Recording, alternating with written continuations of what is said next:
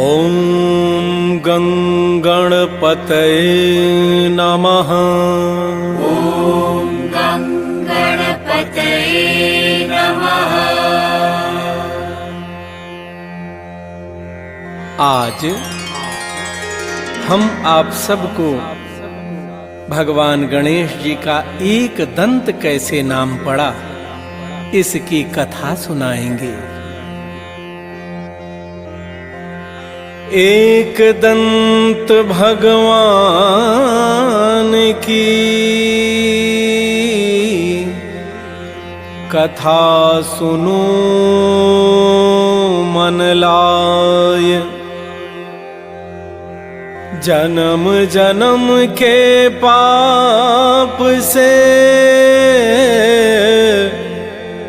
भक्तों मुक्ति मिल जाए। श्री गणेशाय नमः।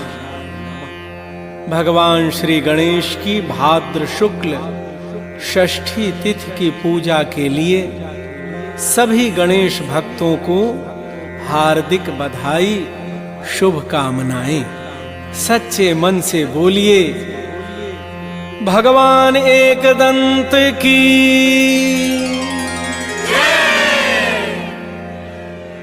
विघ्नेशश्च गणेशश्च हेरम्बश्च गजाननः लम्बोदरश्चैकदन्तः शूपकर्णो विनायकः।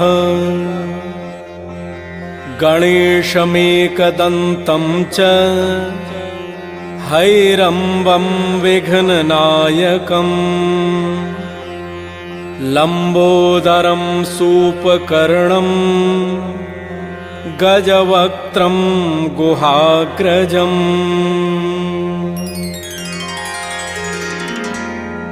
भक्तजनों, बड़ी सुंदर कथा है।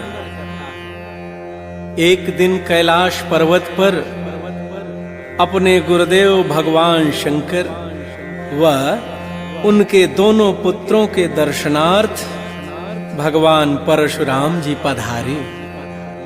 भगवान की शिवपुरी देखकर बड़े प्रसन्न हुए। जमदग्नि और रेणुकानंदन परशुराम जी भगवान शिव और महादेवी जगत जननी जगदम्बा के दर्शन के लिए आगे बढ़ते जा रहे थे कि अचानक गणपति के फरसे ने उन्हें रोक दिया और गणेश जी बालक रूप में सामने खड़े हो गए। परशुराम जी का मार्ग कोई रोक दे, यह तो हो ही नहीं सकता। अतः परशुराम जी का फरसा उठ गया। नियति के खेल भी अद्भुत होते हैं भक्तों। बिना बात के युद्ध होने लगा। परशुराम और बालक गणेश के परशु यानी फरसे टकराने लगे। कहां शिव पार्वती का दर्शन, शिव पुत्रों से भेंट करने आए थे परशुराम जी, कहां गणेश जी से लड़ाई होने लगी। परशुराम जी का रास्ता रोके गणेश जी के फरसे से परशुराम जी का भयंकर युद्ध होता है और फरसे के युद्ध में परशुराम जी का फरसा बालक गणेश के एक दांत पर लगा और वह दांत कटकर आधा हो गया।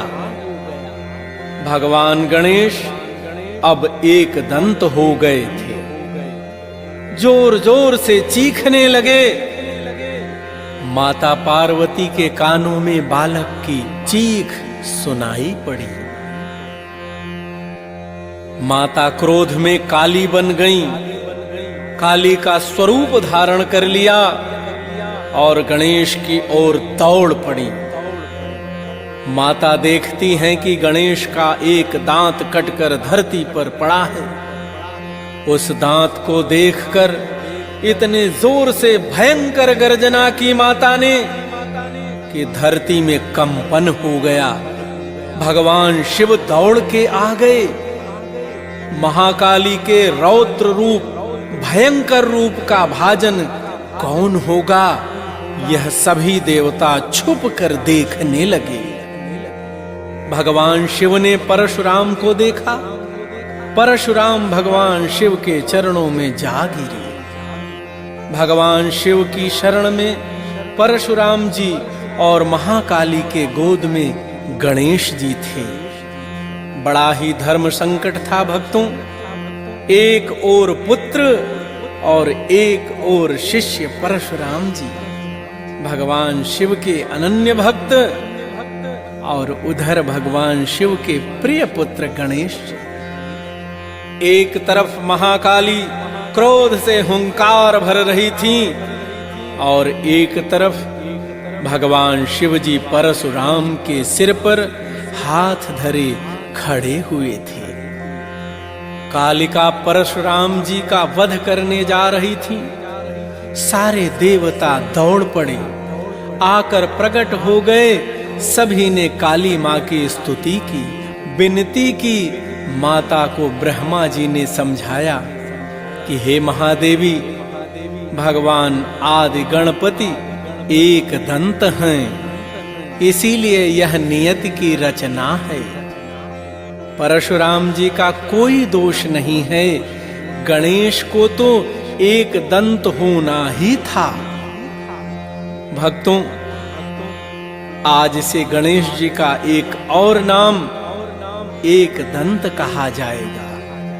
बोलो एक दंत भगवान की जय। माता पार्वती के समक्ष आदि गणपति भगवान जी प्रकट हो गए। माता ने उनके एक दंत रूप का दर्शन किया और फिर वो शांत होने लगी। धीरे धीरे जब वे वास्तविक रूप में आ गईं तो पुत्र पर पूर्व की भांति स्नेह लुटाने लगी। भगवान शिव ने पुत्र पर स्नेह लुटाया और भोलेनाथ ने महादेवी पार्वती से परशुराम को क्षमा करने के लिए कहा। माता पार्वती मुस्कुरा उठी। उन्होंने परशुराम जी को क्षमा किया और एक दंत बने बालक गणेश जी को भगवान परशुराम जी के बारे में बताया। एक दंत ने भगवान परशुराम को प्रणाम किया और नियति के खेल से दोनों अनभिज्ञ थे, इसी बात को समझकर एक दूसरे का अभिवादन किया। यदंतरे संस्थित में दंतः तदाज्ञया सर्वमिदं विभाति। अनंतरूपं हृदि बोधकं यस्तमेकदन्तं शरणं व्रजामः। एक दंत भगवान का निशिदिन की जय ध्यान। दुख निकट आए नहीं, सदा सदा कल्याण रहे, सदा कल्याण। श्री गणेश भगवान जी पूर्ण ब्रह्म परमेश, देवों के देवा बने, पूर्ण ब्रह्म देवेश।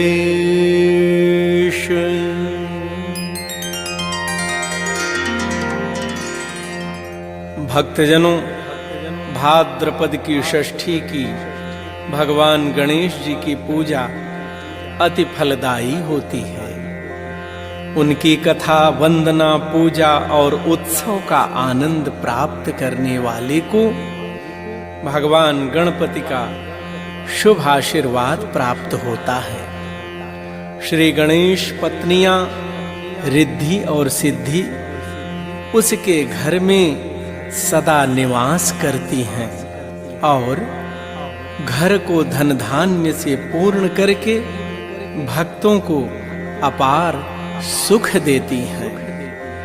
भक्तजनों, आज हमने आप सबको भगवान श्री गणेश एक दंत नाम से कैसे जाने गए इसकी कथा सुनाई। कल हम आप सबको सिंदूरी गणपति भगवान की कथा सुनाएंगे। तब तक आप सब भगवान श्री गणेश की भक्ति में मगन रहिए, मस्त रहिए, लीन रहिए। ओम गणपतये नमः। ॐ गणपतये